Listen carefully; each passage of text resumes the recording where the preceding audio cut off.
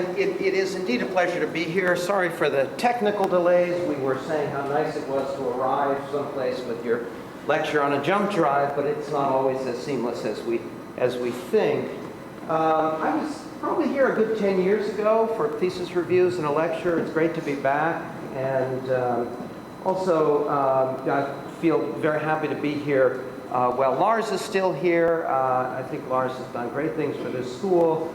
And he's really made, I think, something that's very important for architecture schools, which is to make Houston the sort of object of study for the school. The notion that you sort of give back something to the city, and then also not turn your back on an urban context that was 15 years ago considered to be something really not worthy of attention. So it's great to be here. Title of the lecture, as everyone can see, is Before and After Landscape Urbanism. They tell you should never explain your title. I've always ignored good advice. The title for me has obviously a double connotation. Landscape urbanism, depending on who you talk to, has about a 10 or 12-year history. There was a conference in 1997. I think it was sort of, according to Charles Waldheim, officially named around 1998. And it just seems appropriate, given a kind of 10 to 12-year history, that stock-taking is in order in a way. What have been the successes and what have been, if you will, the limitations of landscape urbanism? And again, I think you're all familiar. In fact, these publications in which landscape urbanism, and this is one of, I think, the interesting things about landscape urbanism, is that there's an extensive theoretical literature, there's a kind of catalog of practitioners, and there's beginning to be a kind of catalog of projects. So it's articulated both a new theory and a new practice.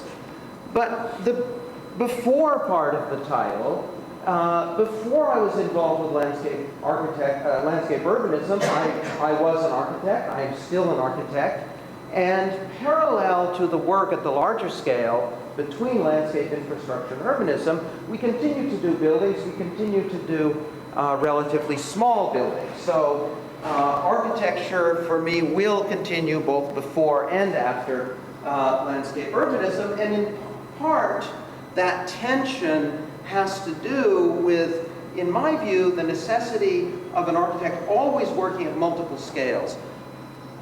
One of the reasons to work at multiple scales is because when you work at multiple scales, you work at multiple speeds. This is a small house edition, which I show in part to contextualize. This is out in the Hamptons in New York. Notice this sort of light scoop, wind scoop over the entry.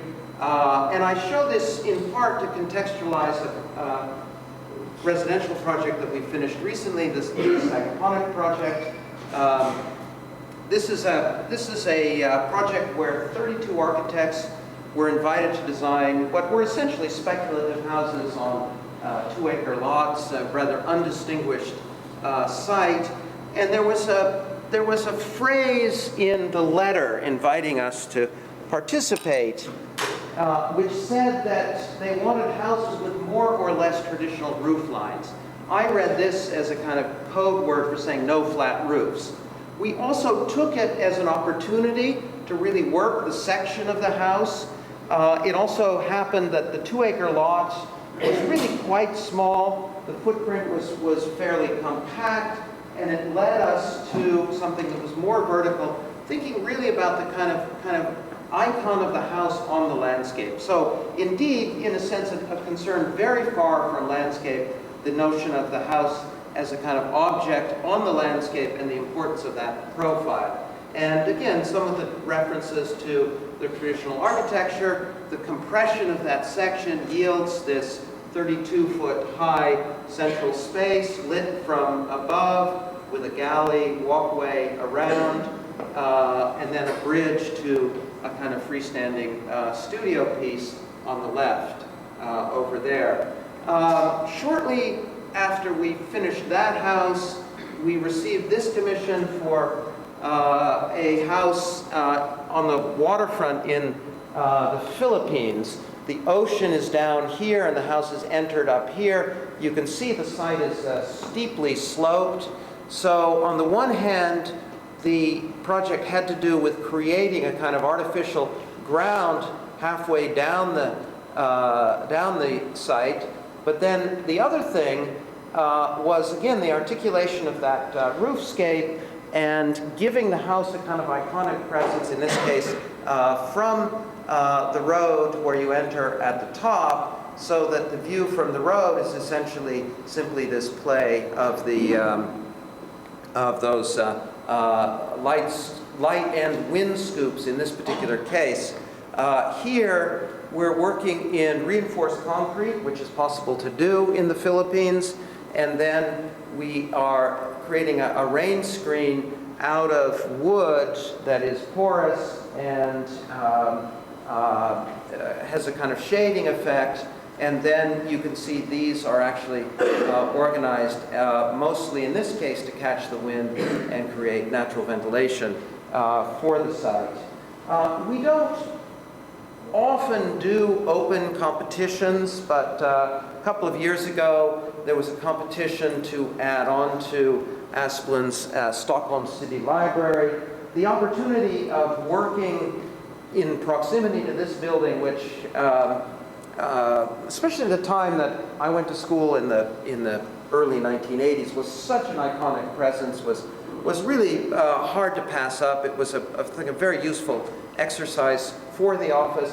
Again, it's also an important project because this was the site given for the addition, and the first of these buildings, which follow they're not by Asplin, but they follow footprints that he had mapped out in his original master plan.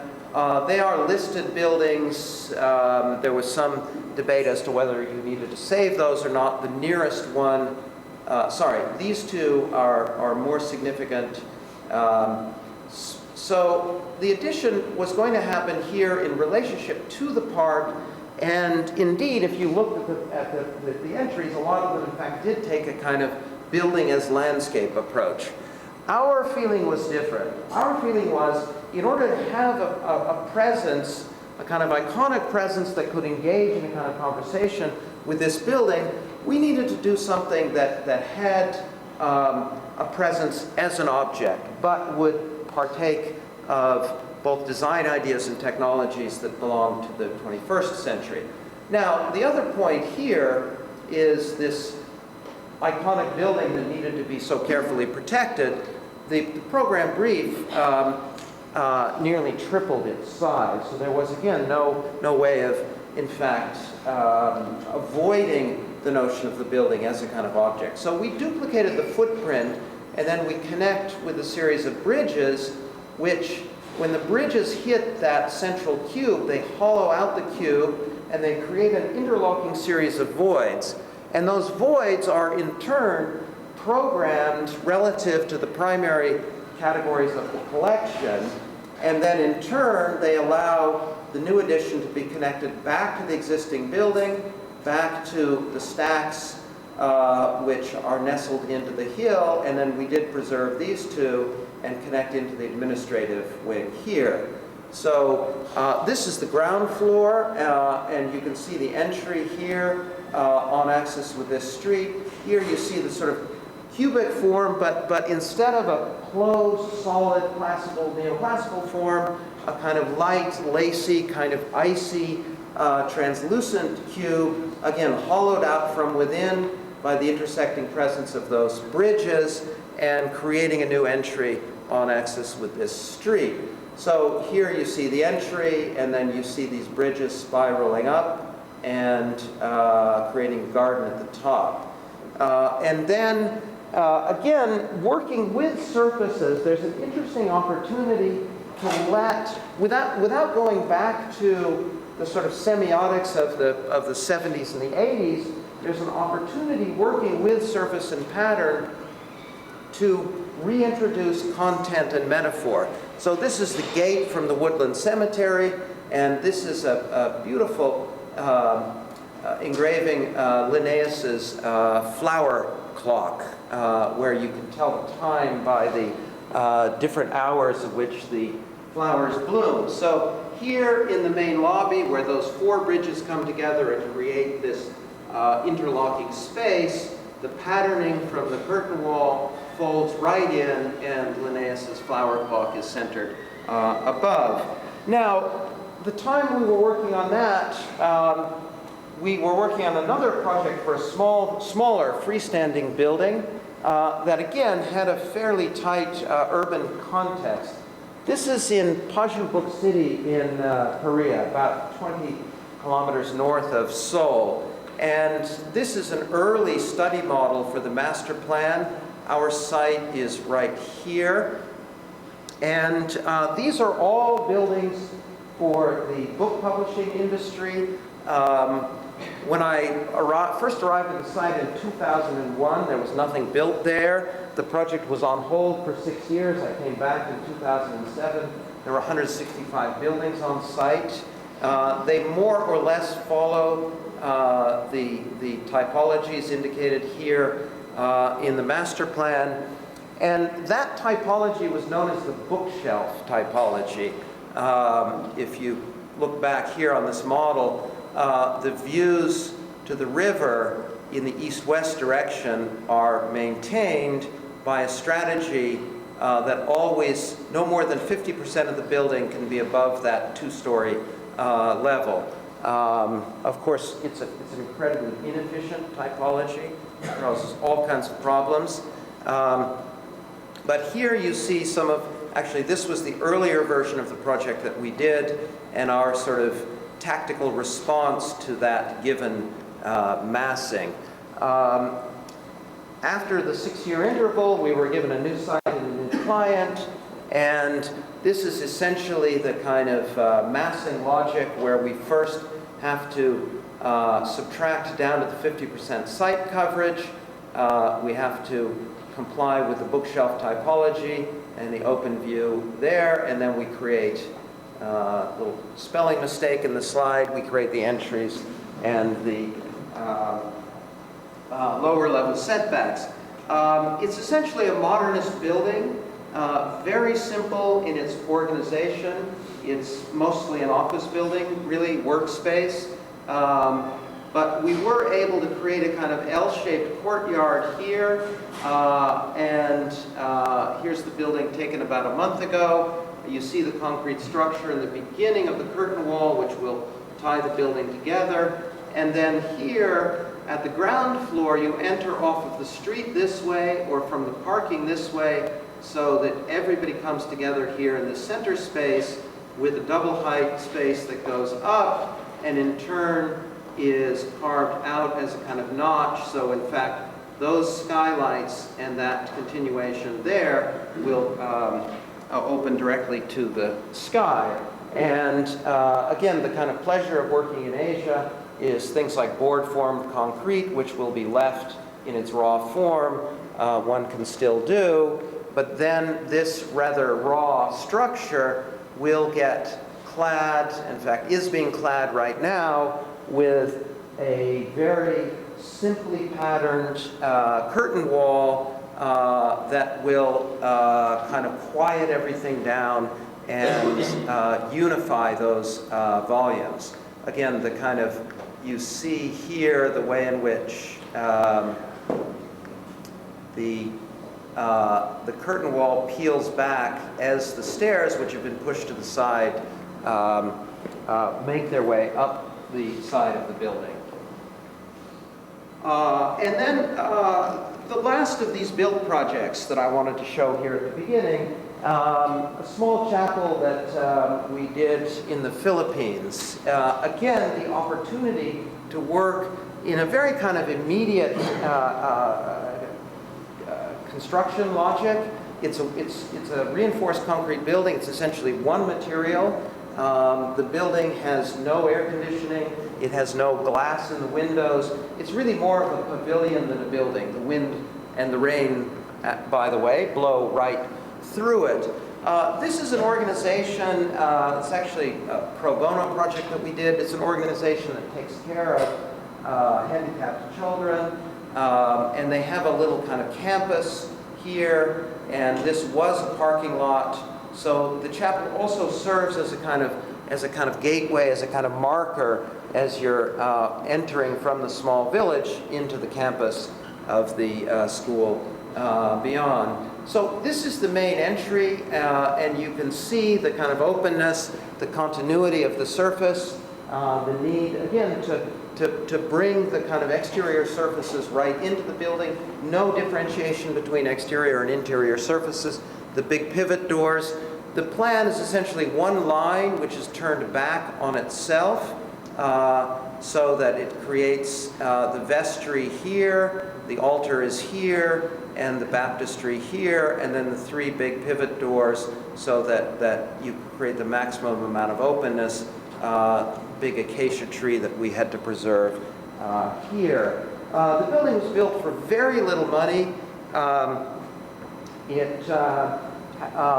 The climate in the Philippines can be very, very rainy, and of course it's a high seismic zone. So one of the reasons the walls are canted in plan is that we gain a structural stability by canting those walls rather than making them straight. I'm not sure I would push this metaphor, but some people have likened the plan to a pair of outstretched arms. But this is the interior space. These are temporary benches looking towards the altar. You can see the filtered light working with the thickness of the walls and the cuts to bring that light in. And this is that acacia tree that we preserved. You can see the roof form to shed the water through these scuppers here. And then if the walls can't in plan as a strategy for creating structural stiffness, there's something else that we did in order to create lateral stability in the building without creating a sense of massiveness, which is to say that working in the 40 centimeter thickness of these walls, we were able to create effectively two zones of structural continuity, which in effect become beams, without actually creating a sense of massiveness on these side walls. So that you can see there's structural continuity on the inside in this zone, structural continuity on the outside in that zone, but it doesn't have the appearance of a massive continuous wall.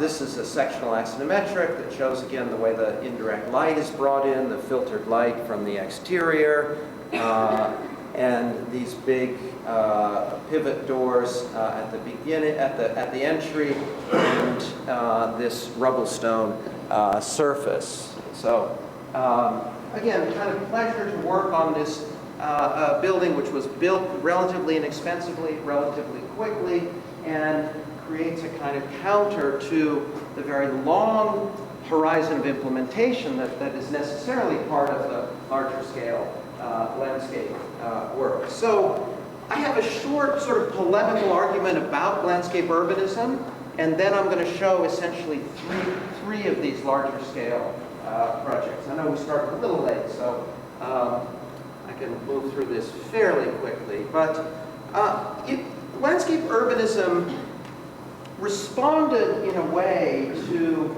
a dilemma that I think was facing people who worked in landscape urbanism in the 90s, in the 80s and the 90s.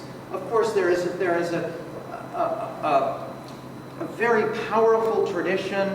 Landscape architects can work on the city. Obviously, a landscape architect like Olmsted had an incredible effect on not only the quality of life in the city, but actually influenced the development of the city through these incredible projects such as Central Park.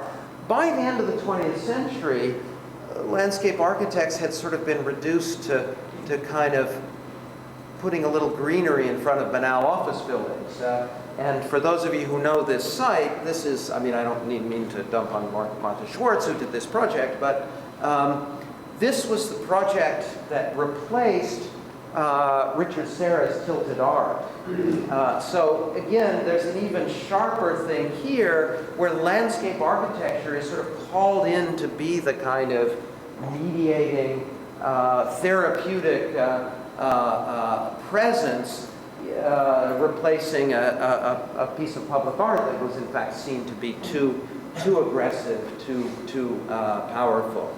So I think landscape architects in the middle to late 1990s, they sort of looked around and they realized that, well,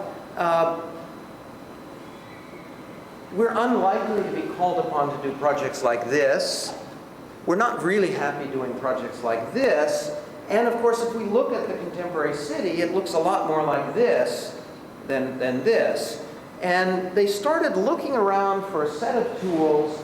They sort of expanded their horizons. They also understood that landscape architecture was perfectly situated to become a kind of synthetic discipline that could bring in infrastructure, urbanism, ecology, hydrology. It could synthesize all of these other practices and really produce a new series of working concepts that were also particularly suited for the American city, particularly suited for this extended horizontal field of the American city. So one of the things you could say about landscape urbanism is they sort of looked at images like this. That's Andreas Gursky's photograph of Los Angeles. That's one of Alec McLean's photographs of the desert outside of Los Angeles. Said that really these two systems are operating in very similar ways. In both cases, you have a kind of embedded structure in the landscape. There's a kind of porosity. There's no sense of inside and outside. Nature penetrates into the American city. And those structures that have been laid over the landscape influence its growth and change over time. You could also say they looked at natural systems and man-made systems, that they also operate in similar ways. They're both about exchanges and transfers of energy, connectivity, and so on. And again, they looked for a new set of tools that, in a way that would be adequate to these large problems of the American city. So I would say there are four key working variables in landscape urbanism. Of course, the first, the infrastructural scale. This ambition to work at the scale of the city itself, to work with the big systems, and to work on the systems themselves, not in a kind of picturesque or decorative way, but in a structural way. Then three key variables: surface and pattern, program and event, process and change. Of course, talking about infrastructure for a minute. Infrastructure is something we're talking about a lot these days, but both of these slides, interestingly enough, are a good 10 years old. I think this was a computer company that's now out of business. And this billboard, interestingly enough, was taken down right after September 11th. But again, there's this sense that to work at the level of infrastructure is to really work on the city as a kind of system. So in a series of projects, in collaboration with Jim Corner from 1999 to 2003, we began working on some of these variables. We would always take a kind of large-scale perspective when we looked at a project. This is the Downsview Park, seen here in relationship to the two primary watersheds. That notion of process and change over time, that one of the most important lessons that architects and urbanists could learn from landscape and landscape ecology is this notion that you steer a process of growth and change over time. To use Kohlhaas's term, often quoted by Jim Corner, you seed the site with potential, and then the logic, the diversity and the complexity of the project emerges over time. Landscape architects, it's also not coincidental. Middle 1990s, architects were fascinated with surfaces. Landscape architects, in a way, were the experts in surface. Now, one of the differences, however, when a landscape architect looks at a surface, they think in terms of the behavior of that surface. They think in terms of slope and porosity, even soil chemistry. Another view of our Downsview Park project where we inscribed a whole series of new topographies over that site in order to initiate those changed states over time. Landscape architects are also experts in pattern, and pattern can imply different kinds of identity. These are a series of studies for the botanical garden we did in Puerto Rico. Also working at the kind of large scale to shape the landscape, to create a kind of multiplicity of events. This is a project that was done with field operations in Taichung, Taiwan, for a large outdoor amphitheater, where by shaping the landscape we were able to create this something that would have a larger sort of programmatic diversity than the typical kind of bowl. Now, again, landscape architects are experts in process and change. You can take a very simple situation like this, of course, that the landscape itself changes with the seasons, but also landscape and architects and landscape urbanism have really embraced ecology and seen the dynamic systems of ecology as a model for incorporating feedback, emergence, and adaptation over time. Good example of this is from the Fresh Kills competition. Fresh Kills, as you probably know, consisted of a series of mounds of garbage. It was a landfill. And however, on the north and the east slopes, there was considerably less sunlight falling, and there was a significant difference in the moisture of the soils. So by proposing a kind of planting regimen here, with one species on the south and the west slopes and another species on the north and the east slopes, over time we would create difference, we would create the ability to orient yourself by taking advantage both of the embedded differences within the landscape, but also something that would emerge over time. That's a spider on speed on the right. Again, it's this notion that you get in there and you mess around with the code itself, and that then as the algorithm plays itself out, you can provoke different effects, but you provoke those effects not by proposing a final result, but by playing with the codes themselves. One more example from Downsview. The soils in Downsview were very, very depleted. It had been an army barracks, and anyone who's worked on a large-scale landscape knows one of the things you need to do is you need to retain water on site. And the conventional engineer solution is to create retention ponds. Retention ponds can be nice, they're picturesque, they have water, but they're not actually that interesting. So we proposed to create a series of what we called habitat nests, where we would create a series of channels in the landscape that would then allow people to walk through these retention areas.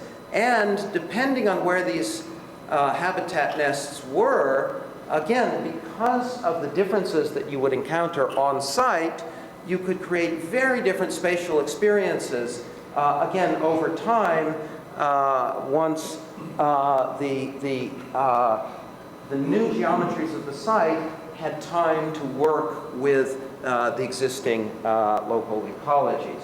So it should be obvious on one level. I think landscape urbanism is one of the most important developments in our field in these last 10 years. I would venture to say that along with the emergence of the protocols of digital design, it's been one of the most important developments. I think there's incredible promise and interest for architects and urbanists.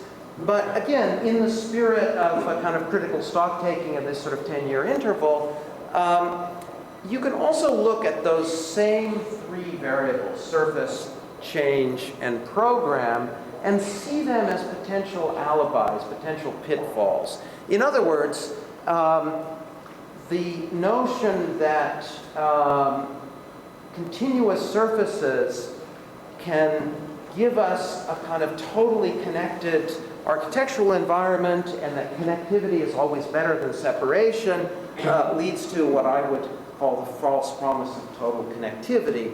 And again, here I think if architecture is invested in the wall, the separation, the partition, the barrier, and if landscape architecture is invested in the surface and connection and continuity, again, there's a relation, there's a notion here that there are times when you actually want to deploy discontinuity and separation as well as always employing connectivity. I mean, you know, this was the moment at Columbia in the 1990s when everyone was doing parking garages because they were all interested in continuous surfaces. But you realize after a while there are only so many programs that can be solved with continuous surfaces. Again, the attraction of landscape is in that sort of green open field, anything can happen. You can have organized events, you can have political protests, you can have marches, you can play sports. So there's a sort of tremendous attraction to sort of notion of indeterminate programming. All you do is sort of put forward some sort of open field, and then you don't have to think about program because program will take care of itself. Well, very often spaces where anything can happen, nothing happens. And I think, again, as architects, we have a kind of obligation to be specific and understand the degree to which one actually has to specify program and understand its relationship to organization. And then finally, this notion, this fascination with emergence and self-organization, the idea that, again, the project will just sort of bubble up from a set of variables that you enter, and the project will sort of design itself. Any ecologist will tell you that you only get emergence and self-organization when you have a very precise series of variables input at the beginning. So again, that notion of seeding the site with potential doesn't mean you don't design, doesn't mean you simply sit back and let things self-organize. It means you understand with a high level of precision what you can design and what you can't design over time, and you have an obligation to be very precise about that which is designed and which is proposed. And then finally, this tension between the artificial and the natural, which is, of course, deeply embedded in the history of landscape. Two images from Olmsted. This is the construction of Central Park. It appears to be a naturalistic landscape, but it's completely engineered and constructed landscape from the both from the level of kind of infrastructure to moving around of the nature itself.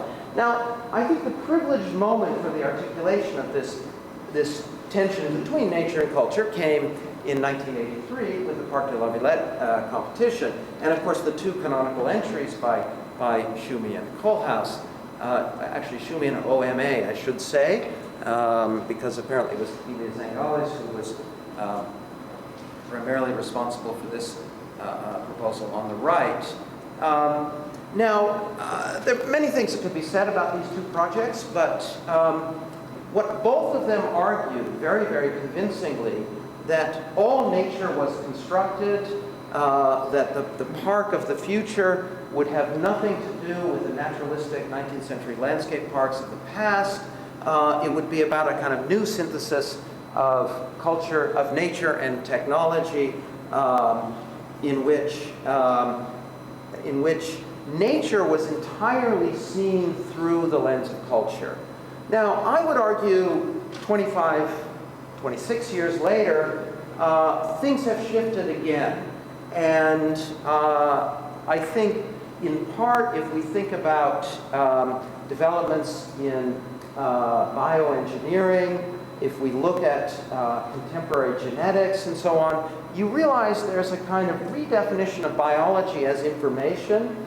And more today, I would argue, we see culture through the lens of nature. And again, I think the best work in landscape urbanism today is working from that perspective, that the sort of critical demythification of the middle 1980s that said all nature is constructed, that no longer has critical force. I think today there are much more interesting articulations of the artificial natural paradigm that we can think about as we deal with cities today. And then finally, if we think about here perhaps less the theory of landscape urbanism and more the reality of landscape urbanism as a practice, landscape urbanism has mostly been limited to doing urban parks. And in the face of the incredible urbanization and rapid changes happening, especially in cities in Asia. There's another Gursky photograph. I think it's legitimate to ask the question if landscape urbanism has tools that are sort of sharp enough and powerful enough to stand up to the kind of brutality of a reality like this. So again, the answer is that as architects, as urbanists, we have something to contribute that perhaps despite the lessons learned from landscape and landscape ecology, there are contributions that are specific to architecture and urbanism. So as a way of situating these three projects that I will show, it occurred to me, again, before landscape urbanism, I could go back to a book that I published in 1999 called Points and Lines, that organized projects around three categories: contextual tactics, infrastructural urbanism, and field conditions. Contextual tactics had to do with a new way of thinking about context. Again, neither the mimicry of context that was characterized by people like Stern and Creer, or, again, thinking of that 1980s, 1990s context, the violent contrast that was characteristic of deconstructivism. This is a project for Taichung, a city in Taiwan, about 1 hour south of Taipei by the high-speed train. It is Taiwan's second city in population. It's a city of about 2 million people, not a huge city. It's got a lot of universities and museums. And you can see here, this is the historic center of the city. The circle, which is our site, was the municipal airport, originally a military airfield from the 1940s. And of course, with the inevitable growth of the city, the airport, which was at one time outside the city, is now inside the ring road within the city fabric. A new airport has been built further out, opening up a 240 hectare, that's a 600-acre site that is about as close as you could get to a tabula rasa. Dead flat.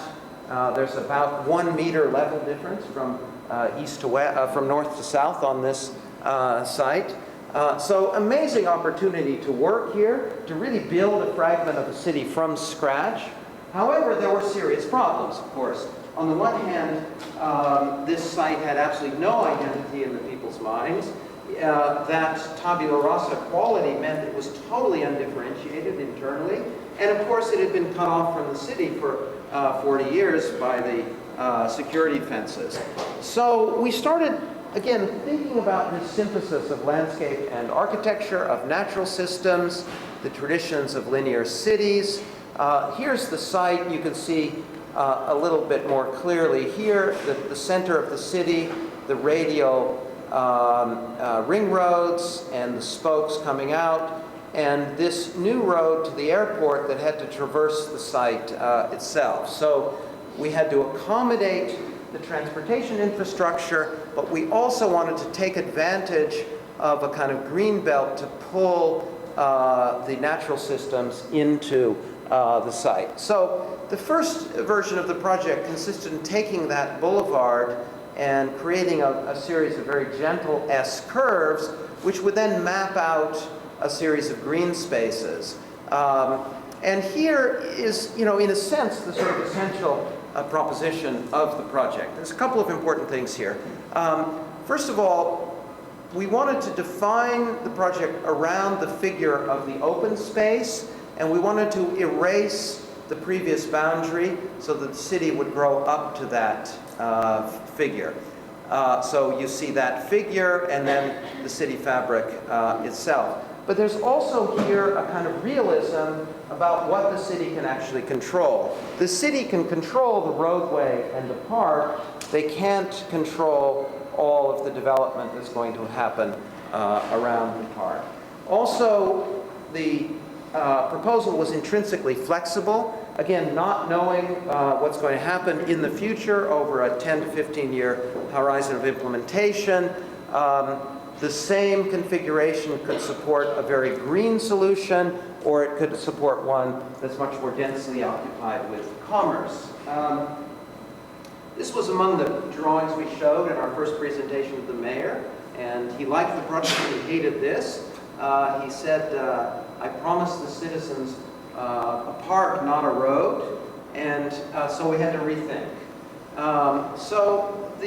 This is the final geometry of the site, and there's two things. One was sort of rethinking the road as something straighter that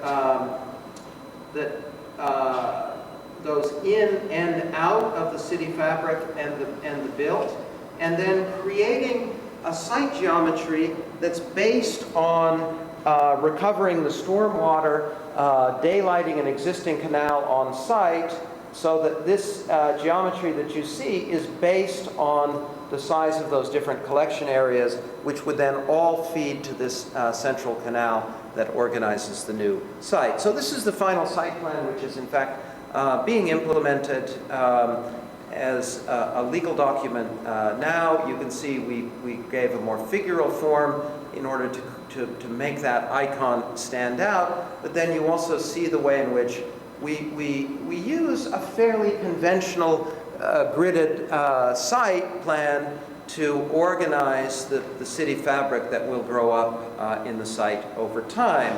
But this large park with the architecture kind of woven in at a kind of large scale, the park itself is multi-layered, and it can accommodate a variety of programs. So you see here in a slightly larger scale where it's big enough that it can have kind of distinctive identities in different areas. Here you see the boulevard coming through the city, through the park, and then back through the city over there. The boulevard itself, of course, is studied with a kind of green components built into it. And again, this green figure is designed to a very high degree. Again, this sort of goes back to this, sort of self-emergence question. That's something we control. It's designed to a very high degree. The emergence of these 5 neighborhoods is not something that we could control with any degree of precision. It's something we can only sort of map with approximate densities. And of course, we use some of the more traditional tools of urban design, such as documenting existing block types and typologies, and creating zoning and land use maps, so that with luck, a kind of mixed-use neighborhood emerges over time. But then there's a third component. We have the kind of void figure of the park, the city fabric that kind of grows in. There are moments in the project where we deploy architecture at a very large scale. Here, especially at the northern end, as you pass by on the ring road, we create these 3 towers that will change in parallax as you move in. And again, we try within the architecture itself to really weave the park and the city together. So this large-scale complex here marks the northern gateway to the site. You can see the primary functions here is a kind of transit hub on the corner here, convention center, small dome stadium, and hotel and shopping here. This is the concourse level from the transit, the convention, and the domed, small dome stadium here. 50,000 spectators, not a large stadium. But again, here there's a strong infrastructural component where there's a service concourse and parking below. The park runs underneath. The convention center is elevated to form a kind of bridge. It's the program mix, so that with that convention center bridge, for example, the underside of that plane becomes very, very important. Reflected ceiling plan is this sort of greatly underappreciated drawing tool, but in this case it becomes a very important tool for us. So this is the view from the elevated ring road as you're passing by the site. Again, these sort of three towers which would change in perspective relative to one another as you approach. Now, again, this notion of designing for change, thinking about phasing, not in a simply as a kind of pragmatic construction sequence, but here thinking about the ecology of the site, the infrastructure, and the program, and a kind of interconnected matrix of moments in the phasing. Of course, very often demolition is the first phase. Our site is already empty. The first move would be to start mapping out the figure of the green space, then the water restoration and the road infrastructure, and then in turn you get the pioneers, and that could be both private development, these very attractive sites along the park, and public development of things like the transit hub. The anchor buildings follow. In this case, there are cultural buildings here. Cultural institutions could make a larger investment. The early adapters who sort of follow the lead and start filling in. And then finally, the complete build-out, where the project, in fact, has an effect beyond its boundaries. Now, the second of these three projects is one which works at the level of infrastructure. It's also in Taiwan, in this case in Taipei. Our context in Taichung moved to Taipei, and the architectural advisor to the mayor invited us to look at this site. Downtown Taipei is off to your right. The 101 Tower is about a kilometer and a half that way. The central station is here, and in fact there's a kind of green space that arrives to the river here. But in Taipei, the riverfront has never been a public space. This site is about a kilometer long, and in addition to the waterfront, we were asked to look at this site here, where there's an existing parking garage from the 1970s. Now, we didn't bring infrastructure to this project because we were interested in infrastructure. The site was pervaded by infrastructure. There's a big bridge that comes in with all of these off-ramps, and of course there's this monster. This is an 8.6 meter high flood wall.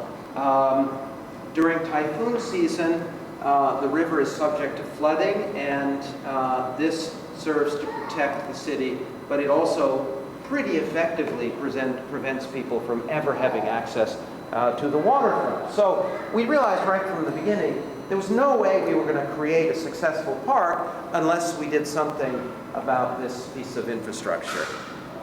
I don't have to convince you that it limits the access and blocks the views and so on. One of the things we always look for in our projects is one solution that does many, many things. And in this case, all of the existing problems with the circulation, the difficulty of access, could be solved by a strategy that we refer to as the Serpentine Levy wall. Now, and by the way, this was a summer intern in the office who came up with this idea. That's, again, another thing about the sort of working ecology where everybody contributes. The wall at 8.6 meters, located at the edge of the city, of course, creates a huge separation here. But we can achieve the same level of flood protection if we maintain the 8.6 meters height, but if we create a kind of levee form, we can bring people smoothly up into the park. We can remove that barrier to the city, and of course we gain much more potential in terms of working the landscape, the program, the circulation. We create elevated views, and so that's the view of the project, and you can trace the line of this wall as it weaves here, here, here, here, here, here. That allows us, for example, at the end of this corridor, to bring the park smoothly up from this existing park across the street. Also, because everything to the left of the flood wall is subject to flooding, all of this has to be hardscape. Boardwalk, concrete, and so on. And you can't make any significant planting. So again, if we're to create a kind of improved atmosphere there, these are artificial wetlands here, you can only do it on those areas that are still protected by the flood wall, even though they're now pushed significantly further out towards the water. So here's the logic of that, and then just a catalog of all the different things you can do with this flood wall. So again, here, this strategy is fundamentally flexible. Once you have the intuition to go from the wall to the levee, you can experiment with all kinds of different configurations. Now, what we did also, I mean, again, any ecologist will tell you a more differentiated shoreline is always a kind of improvement. So from the straight line of the wall and the straight line of the shore, we cut them both, we reshape them both. We actually maintain the area of the site, but by pushing out and pushing in, we create a much more useful park, much more varied programmatic potential, and we improve the local ecology by creating differentiation. And then, of course, there are architectural and design opportunities created by the potential to deploy this new landform on site. We cheated a little bit with those trees, but they look good in the render.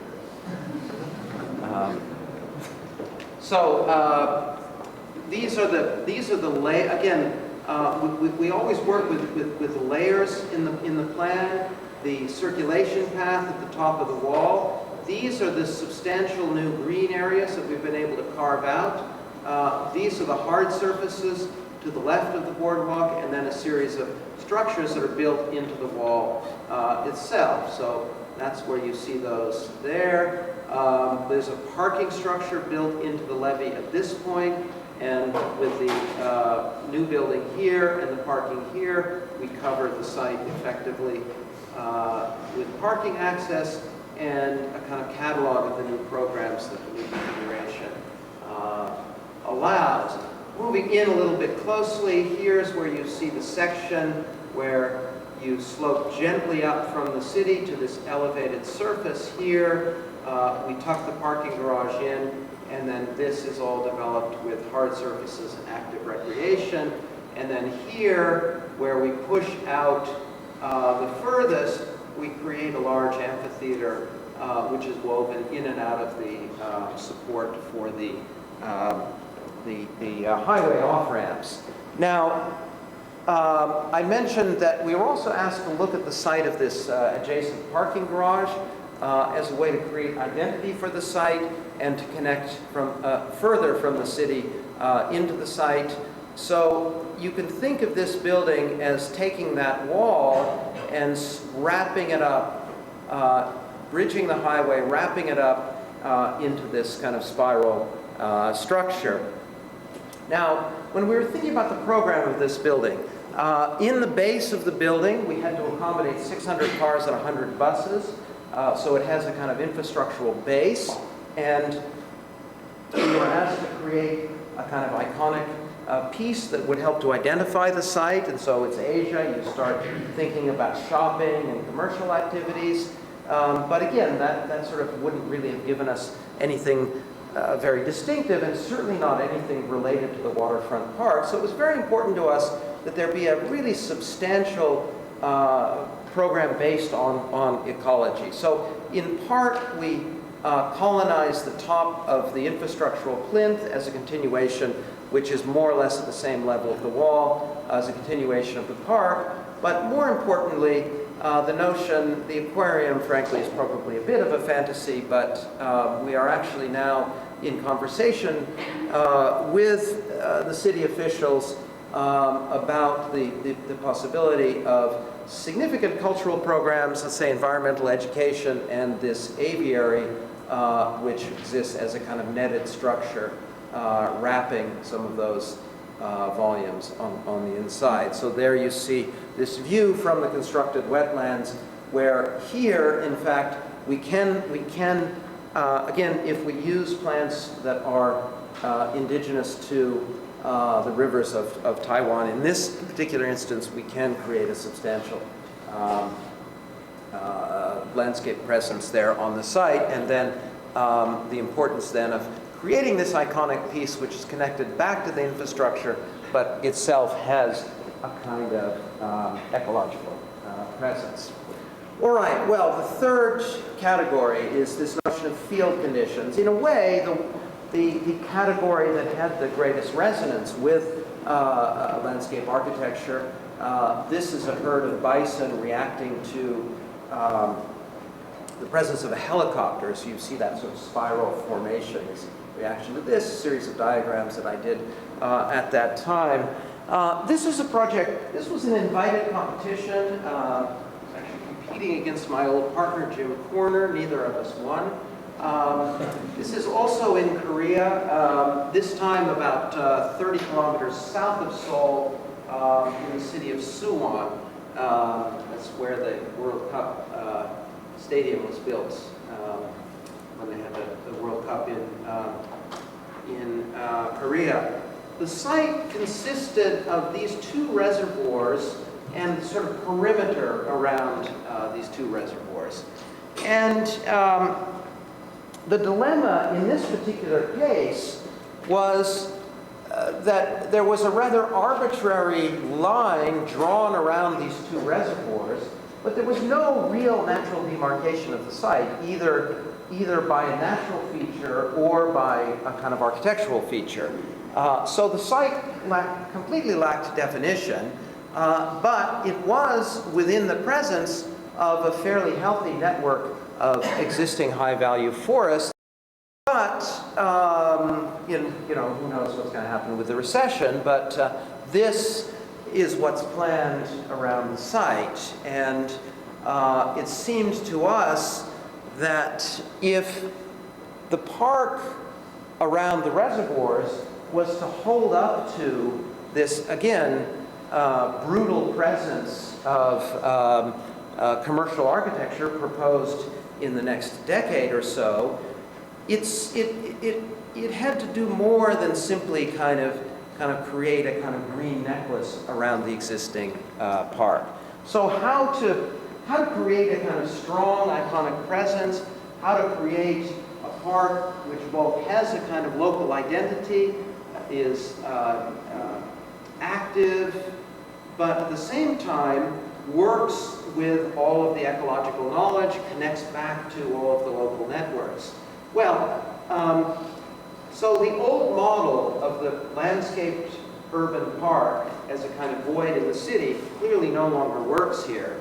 We repurposed this famous collage of Hans Hollein's from the 1960s. In the 1960s, this was an icon of, in a sense, technology imposed on the landscape. We wanted to ask the question, could we rethink that with a new kind of landscape infrastructure that would have an equally strong iconic presence, but at the same time be more sympathetic, more connected to the local landscape around it. This is an early kind of idea sketch that was done in the office, where we imagined a pier connecting the extreme south to the extreme north of the site, bridging both lakes, but then woven through and, in a sense, dissolved into a system of landscaped surfaces. So 5 steps to create a park, 5 steps to create this kind of strong icon. First, to consolidate. That is to say, take all of the active functions of the park and consolidate them on this single linear infrastructure, which would in turn connect the site end to end. But then there has to be a counter move, which moves outward from the site. And you dissolve the boundary and you connect up the local ecosystems and the fields beyond the boundaries of the park. So hence, the kind of working vocabulary of the project is the pier and the fields. 2 systems that work together. Then thirdly, again, there's a kind of programmatic intelligence that comes into play. A successful park is an active park. We want to curate the programs along this pier, and in particular to focus them around ecology and the arts. The 4th point, again, working always alternately between the pier and the fields, is to restore the ecologies, foster the diversity of these local ecologies, and distribute the quieter functions throughout the site. So part of our argument here was that by consolidating all of the active functions, we're actually protecting a larger portion of the park for these kind of passive natural uses. So here's a rendering showing, looking from south to north, of the pier as it spans the 2 lakes. I mean, it reduces to a very narrow bridge at this point, and of course it's very porous in these areas. Floating soccer barge, and then considerable work with constructed wetlands. But again, you see here the kind of equal presence, equal attention given to the infrastructural presence and to the landscape fields that weave in and out through the park. But the last point is, if we're going to propose such a large construction on the site, we have to rethink the architecture itself. We have to rethink the architecture as a kind of biological machine that's contributing something back to the ecology of the site. So this is a building here at the spillway of the northern reservoir. There is a highway running through. This is the ventilation for that highway. The spillway aerates the water, and then it passes down through a series of filters, and in turn through a series of canals that irrigate these orchards over here. So the architectural components are not drawing energy from the site, but they're actually giving energy back to the site. So just to take you through the plan fairly quickly here, this is the large commercial development proposed here. So this boardwalk strip here would serve as a way into the site from there, and then moving here. These are the most intensively programmed areas with sports, orientation, and the Lakeside Hotel. Here you see that strip. You're looking across to the hotel. Here at the visitor center, the orchards. And one of the things, again, the site, the landscape infrastructure pier piece gives you these elevated perspectives back across the site, but then they're also activated and have a topography of their own. Here in the center, the bio building, the irrigation canals, large outdoor amphitheater, and here, where we're spanning across this valley through a series of shell-like structures, we make the pier as light as possible, so it's possible to walk through without perceiving this building as a kind of barrier. And then as you move to the northern lake, the functions to the south are much more active. The functions of the northern lake are quieter, more oriented towards ecology and quiet recreation. One exception to that is the karaoke pavilion in the middle of the reed forest. So here's the view from that spillway looking north, again, where you put the process of remediating the water kind of on display, and then here in this northern lake, going up the hill to a research lodge and environmental education distributed around the northern edge of the lake. So it's a pretty big site, also about 250 hectares. And you can see there are large areas of the site that are in fact left relatively untouched for passive recreation, where the pier becomes a very lightweight structure moving across the water and allowing access. So the layers of the pier itself, from the kind of water infrastructures, the always pervious surfaces of the pier itself, the point interventions of buildings, system of pathways on top, and then the layers of the field system, the preserved high-value forest, water infrastructure, understory, orchard paddocks, edge bosques, and event surfaces there. So there are times, again, where the landscape will frame the architecture, and the architecture will take the kind of second stage. Now, again, for the purpose of working on this project, explaining the project, we separate the pier and the field systems, but they really have to work together. And the logic for thinking about the way they work together are these three categories: movement, culture, and ecology, and a way of going through the project where we look at water, fields, and pier, and movement, culture, and ecology. So movement and water is related more to the active recreation, a series of low-impact paths spreading through the site, and the more active functions on the pier. Again, the research functions that are clustered on the pier itself, the occupation of the site with different cultural programs, and then finally, of course, very strong effort put into revitalizing the water on site. Of course, the restored ecology of the fields, and then the pier itself as active, a kind of active biological machine. So the intent over time is to sort of dissolve the difference between the built and the built landscape. This is accomplished in part, again, by thinking about phasing. These are all existing forests that would be stabilized and preserved. So a series of point interventions quite early, and then the constructed landscapes that begin to knit the field system together, and then the completion of the pier and the constructed wetlands that completes the systems of circulation and access, and then finally putting those layers together and allowing the site to grow in and change over time. And then lastly, to look very specifically at the role of architecture here. There are three areas in which architecture plays a very strong role.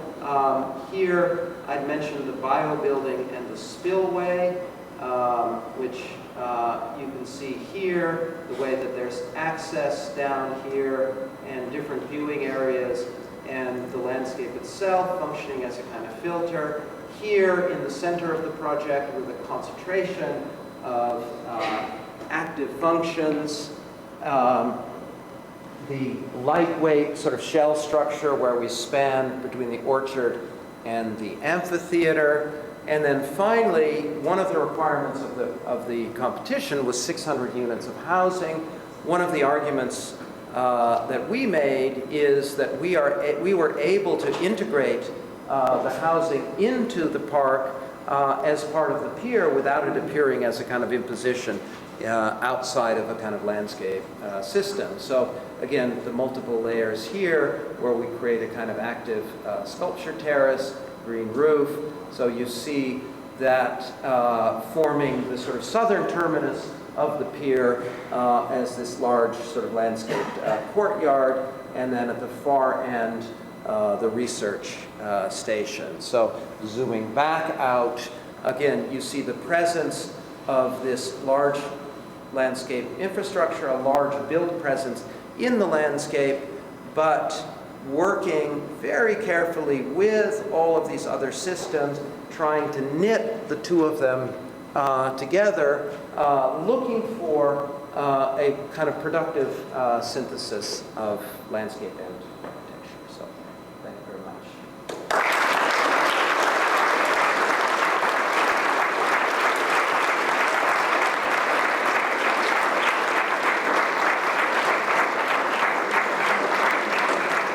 We are, of course, delighted to take questions. Okay. One of the critiques that you started with landscape urbanism is that it often ended up being urban parks. Yeah. Right, which is a really a 19th century Right. urban fabric. Right. And a lot like this last project, I was imagining this as you can almost do that in some of the projects. You start going into the architecture. Right. It starts to look much more like an urban model. This type of the project in Taiwan, when the towers went in, I guess that they were the first one, the second Right. one, is you started to put a new scale. Right. You started to suggest a kind of radiant city model. Right. There's a kind of subtext between landscape urbanism, which I think for the most, if you say it's tied to most of us urban parks, it's really still landscape architecture. Right. But there's a kind of subtext that you begin to think of it in terms of regionalism. Sure. Right, as a movement. And if it does scale up to urban dimensions, we really are starting to talk about regionalism and imagining these things as urban models as opposed to the old urban park model. Right. So it seems like in the way that you're pushing these things as you sort of track this chronologically, you're pushing much more towards, maybe because you're doing more architecture, you're pushing it much more towards urban model than the earlier stuff, and that we mostly think of as landscape urbanism. No, you're absolutely right, and also I don't think you can blame the landscape urbanists necessarily that they have been, in a sense, sort of ghettoized is maybe too strong a word, but this is simply the reality of the people out there in the world who commission major projects. And so the ambition to work at the regional scale is, again, that's very much part of the thinking of landscape urbanism, and in my view, part of the progressive ambitions of landscape urbanism. But in a sense, those progressive ambitions have been a little bit thwarted, at the institutional level. Now, what I would say, though, is, and again, this is, there are many versions of landscape urbanism, and it's particularly Charles Waldheim who has stressed that it's related to the American city, and that vision, of the radiant city, the city beautiful movement, and the kind of extended horizontal field. And I would say a sort of diminished presence of architecture, or an untheorized presence of architecture, that is something I would question a little bit. So yeah, you're absolutely right. I mean, I definitely want to put it forward more as an urban model. And again, the argument is not that landscape urbanism is not something we should pay attention to, but it's one among many tools that are available to us, and that we need to be able to draw on the largest toolbox possible, given the complexity of the problems of the contemporary city. The only thing I would add is that, I mean, I guess one of the things that I'm particularly interested in is the landscape urbanism has very much been presented as a kind of interdisciplinary phenomenon between landscape urbanism and architecture. And I think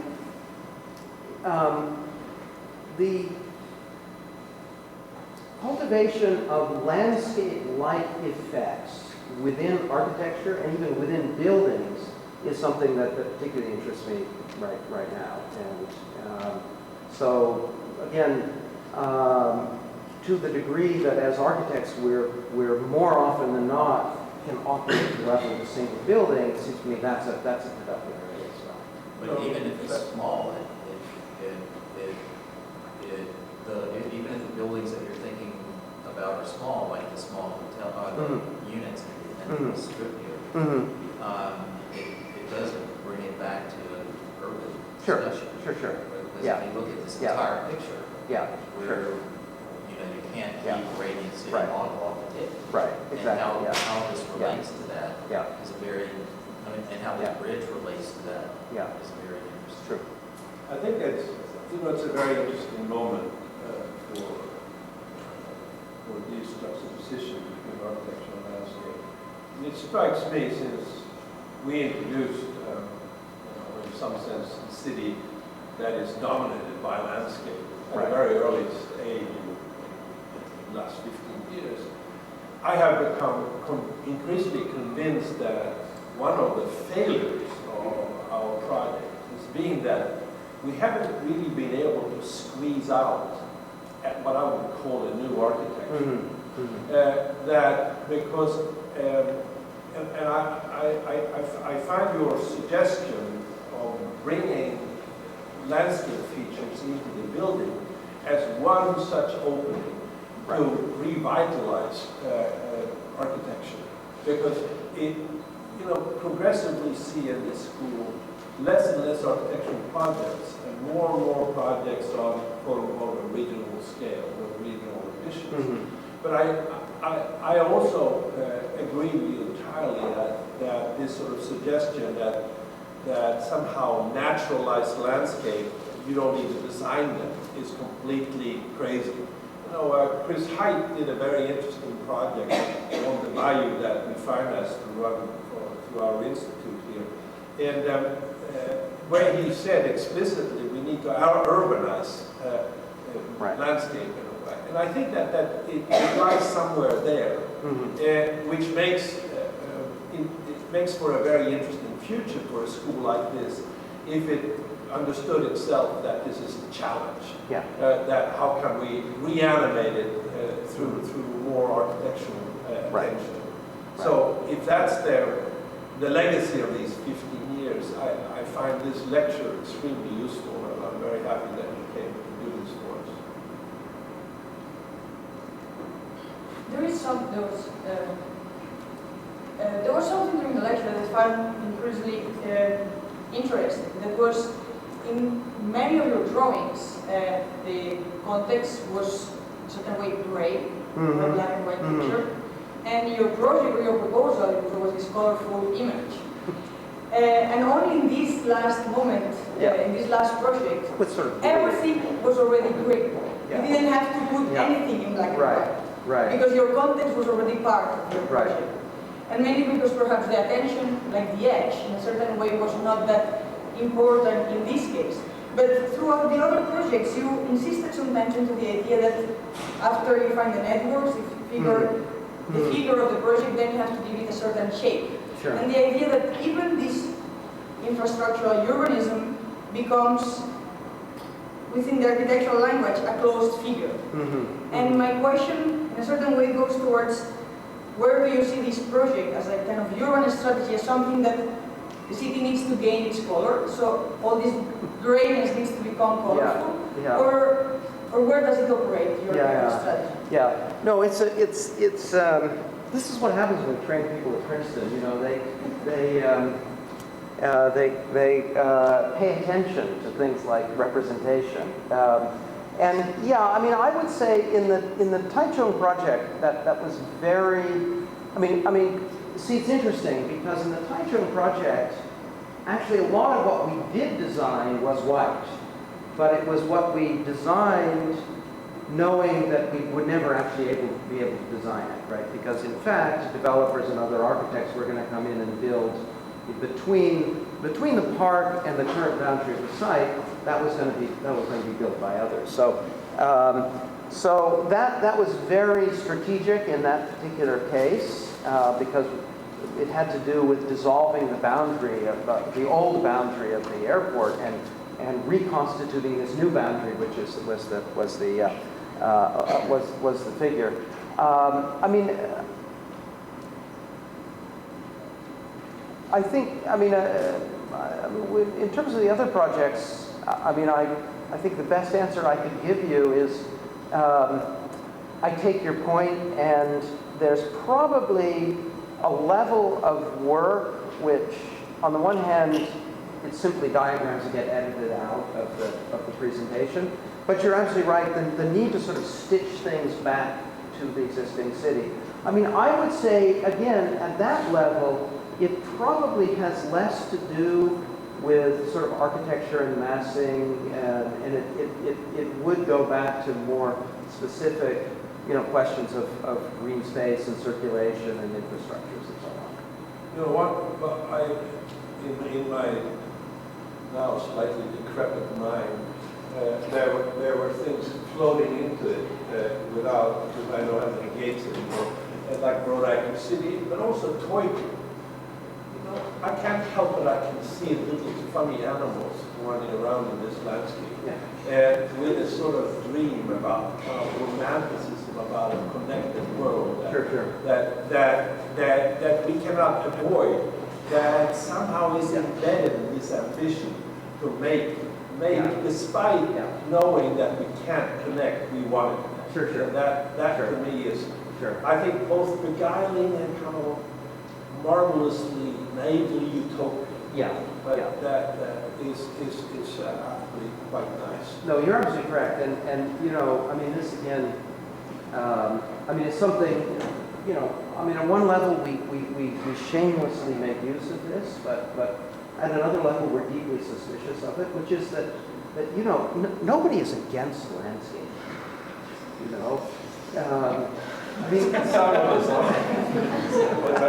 have to look. Which says I hate trees. Right. You have to. Yes, I know. But you have to work hard to find people who. People don't organize community groups to oppose landscape the way they organize community groups to oppose a piece of architecture. So yeah. But I think we have to be careful.